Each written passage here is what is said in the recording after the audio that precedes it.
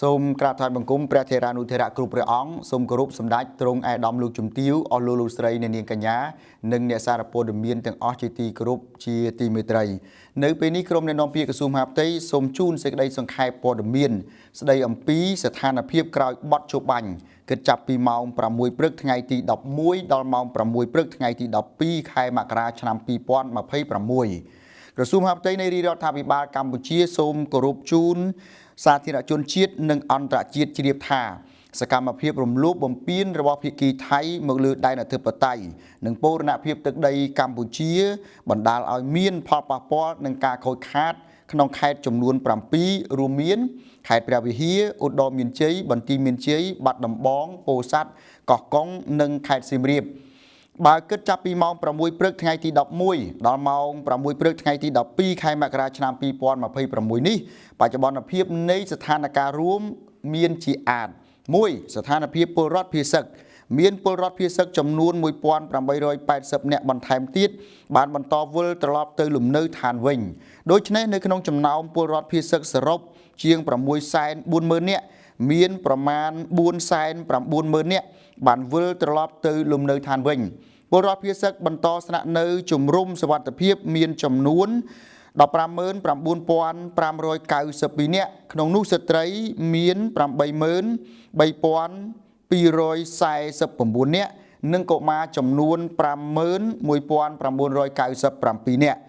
ការភាសឹកទ្រង់ទ្រាយធំបែបនេះបានធ្វើឲ្យប៉ះពាល់យ៉ាងធ្ងន់ធ្ងរទាំងផ្នែកមុខរបរសុខុមាលភាពសាធារណៈសិទ្ធិលំនៅឋានជាពិសេសសិទ្ធិទទួលបានការសិក្សារបស់កុមារនិងប៉ះទង្គិចផ្លូវចិត្តដ៏គួរឲ្យព្រួយបារម្ភរយៈពេលវែងជាងនេះទៅទៀតពលរដ្ឋភាគសឹកខ្លះវិលទៅដល់ភូមិករមែនប៉ុន្តែត្រូវបង្ខំចិត្តស្នាក់នៅក្នុងជំរំបណ្ដោះអាសន្នសាជាថ្មីដោយសារផ្ទះសម្បែងរបស់ពួកគាត់រងការខូចខាតខ្ទេចខ្ទីរៀបដល់ដីនិងពោពេញដោយសំណល់យុទ្ធភ័ណ្ឌមិនទាន់ផ្ទុះរបស់យោធាថៃ 2. ការបន្តបិទផ្អាកសេវាសាធារណៈជាមូលដ្ឋានខេត្តឧត្តរមានជ័យមានសាលារៀន 222 មន្ទីរពេទ្យនិងមណ្ឌលសុខភាព 34 រដ្ឋបាលខេត្ត 1 មន្ទីរអង្គភាពជុំវិញខេត្ត 33 រដ្ឋបាលស្រុក 5 អង្គភាពកងកម្លាំងមានសមត្ថកិច្ចថ្នាក់ក្រុងស្រុកចំនួន 10 រដ្ឋបាលឃុំសង្កាត់ 23 និងប៉ុស្តិ៍នគរបាលរដ្ឋបាល 23 បានបើកដំណើរការឡើងវិញគណៈសាលារៀន 40 មន្ទីរពេទ្យឬមណ្ឌលសុខភាព 7 រដ្ឋបាលនៅថ្នាក់សង្កាត់និងប៉ុស្តិ៍នគរបាលរដ្ឋបាល 1 បន្តបិទទ្វារបាទខេត្តបន្ទាយមានជ័យមានសាលារៀន 5 និងមន្ទីរពេទ្យឬមណ្ឌលសុខភាព 1 បន្តបិទផ្អាកគណៈស្ថាប័នផ្ដល់សេវាសាធារណៈនៅថ្នាក់ខេត្តក្រុងស្រុកនិងឃុំសង្កាត់បានបើកដំណើរការឡើងវិញខេត្តព្រះវិហារមានសាលារៀនចំនួន 61 និងមន្ទីរពេទ្យឬមណ្ឌលសុខភាព 14 នៅបន្តបិទផ្អាកគណៈសាលារៀន 12 មន្ទីរពេទ្យឬមណ្ឌលសុខភាព 12 និងស្ថាប័នផ្ដល់សេវាសាធារណៈនៅថ្នាក់ស្រុក 1 និងឃុំសង្កាត់ 6 បានបើកដំណើរការឡើងវិញ 3. ផលប៉ះពាល់និងការខូចខាតហេដ្ឋារចនាសម្ព័ន្ធរូបវន្តស៊ីវិលពុំទាន់មានរបាយការណ៍ថ្មីនៅឡើយដូច្នេះបើគិតចាប់ពីថ្ងៃទី 7 ខែធ្នូឆ្នាំ 2025 មកការខូចខាតទ្រព្យសម្បត្តិឯកជនសរុបរួមមានផ្ទះចំនួន 336 ខ្នងអគារស៊ីវិលឯកជន 7 អគារស្នាក់នៅឬសណ្ឋាគារ 10 ស្ថានីយ៍ប្រេងឥន្ធនៈចំនួន 3 ផ្សារឯកជន 1 រថយន្ត 34 គ្រឿង ម៉ូតូ 8 គ្រឿង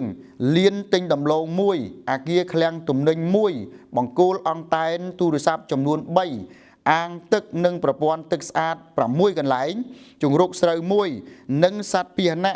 ឬសត្វព្រៃចំនួន 2 ក្បាលការខូចខាតទ្រព្យសម្បត្តិសាធារណៈសរុបរួមមានសាលារៀន 25 មន្ទីរពេទ្យមណ្ឌលសុខភាព 9 សំណង់អគារ 42 វត្តអារាម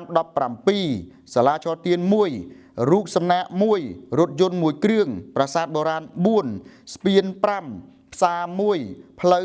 32 ប្រព័ន្ធផ្គត់ផ្គង់អគ្គិសនី 1 ទីតាំងនិងបណ្ដាញបញ្ជូនអគ្គិសនី 3 កន្លែងការខូចខាតជាក់ស្ដែងអាចនឹងមានច្រើនជាងនេះគណៈអាជ្ញាធរមូលដ្ឋាននៅតែបន្តការចុះស្រង់ស្ថិតិឬក៏ទិន្នន័យនៃផលប៉ះពាល់ 4. កិច្ចអន្តរាគមន៍រៀបចំផ្ទះសម្បែងនិងភូមិករពលរដ្ឋភាគសឹក ខេត្តព្រះវិហារគឺកំពុងចុះស្រង់ផលប៉ះពាល់និងការខូចខាតព្រមទាំងបន្តឧបត្ថម្ភគាំទ្រពលរដ្ឋដែលពុំទាន់អាចចូលស្នាក់នៅក្នុងផ្ទះខេត្តឧត្តរមានជ័យគឺមានភូមិចំនួន84ពុំទាន់អាចឲ្យពលរដ្ឋចូលទៅរស់នៅបានគណៈមន្ត្រីកំពុងតែរៀបចំផ្ទះនិងភូមិករពលរដ្ឋចំនួន172ភូមិខេត្តបន្ទាយមានជ័យអាជ្ញាធរដែនដីនិងមន្ត្រីពាក់ព័ន្ធកំពុងរៀបចំកន្លែងស្នាក់នៅបណ្ដោះអាសន្នជូនពលរដ្ឋដែលពុំទាន់អាចចូលរស់នៅក្នុងផ្ទះចំនួន2735គ្រួសារខេត្តបាត់ដំបងអាជ្ញាធរដែនដីនិងមន្ត្រីពាក់ព័ន្ធបានកំពុងបន្តនាំអំណោយនិងចុះត្រួតពិនិត្យទីតាំងផ្ទះរបស់ប្រជាពលរដ្ឋរងផលប៉ះពាល់ខេត្តពោធិ៍សាត់អាជ្ញាធរដែនដីនិងមន្ត្រីពាក់ព័ន្ធកំពុងយកចិត្តទុកដាក់ទៅលើពលរដ្ឋដែលវិលត្រឡប់មកលំនៅឋានវិញក្រៅពីនេះអាជ្ញាធរដែនដីនិងមន្ត្រីពាក់ព័ន្ធគ្រប់មូលដ្ឋានបានកំពុងបន្តសហការផ្សព្វផ្សាយអំពីផលប៉ះពាល់និងគ្រោះថ្នាក់បណ្ដាលមកពីយុទ្ធភ័ណ្ឌមិនទាន់ផ្ទុះជារួមចំពោះពលរដ្ឋភៀសឹកដែលមិនទាន់អាចត្រឡប់ទៅលំនៅឋានវិញរាជរដ្ឋាភិបាលបានកំពុងពង្រឹងការផ្ដល់ជំរកបណ្ដោះអាសន្នឬផ្លាស់ប្ដូរទៅកាន់ទីជំរកថ្មីដែលល្អប្រសើរជាងមុនមកដល់ពេលនេះក្រសួងមហាផ្ទៃនៃរាជរដ្ឋាភិបាលកម្ពុជាបាននឹងកំពុង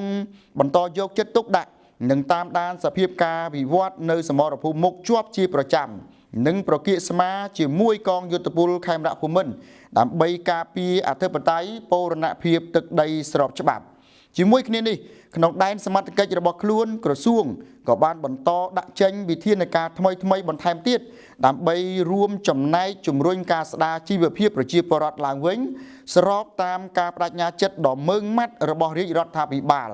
ដែលបានកំពុងពិនិត្យវាយតម្លៃ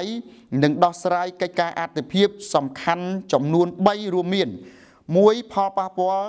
ទៅលើផលដំណាំរបស់ប្រជាពលរដ្ឋ2ស្ថានភាពបំណុលរបស់ប្រជាពលរដ្ឋនិងទី3ស្ដារឡើងវិញជាបន្ទាន់នៅសេវាសាធារណៈចាំបាច់ក្រសួងមហាផ្ទៃនៃរាជរដ្ឋាភិបាលកម្ពុជាគាំទ្រយ៉ាងពេញទំហឹងនិងជឿជាក់យ៉ាងស្មោះស្ម័គ្រចំពោះជំហររបស់រាជរដ្ឋាភិបាលកម្ពុជា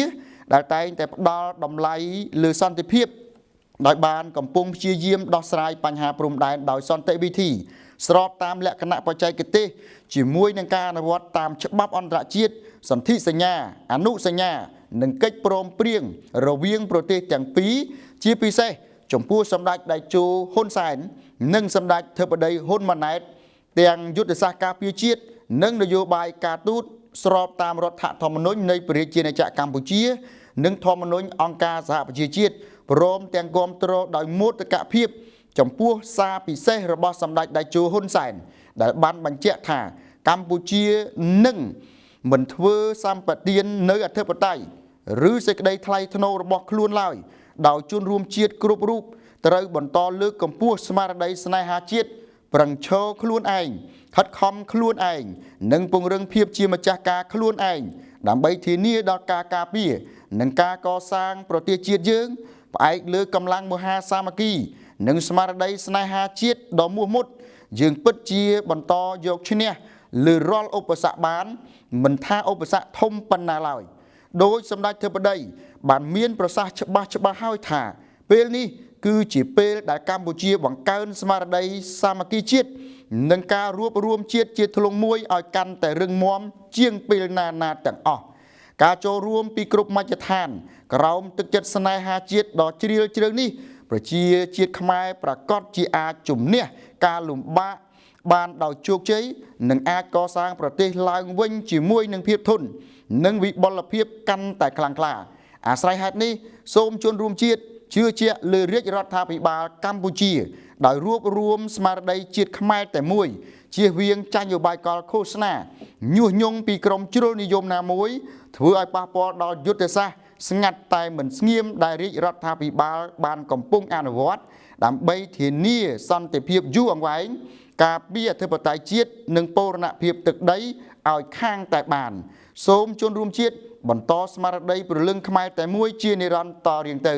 ខ្ញុំកាលណាខ្ញុំសូមអនុញ្ញាតបញ្ចប់សូមក្រាបថ្វាយបង្គំលានិងសូមគោរពលា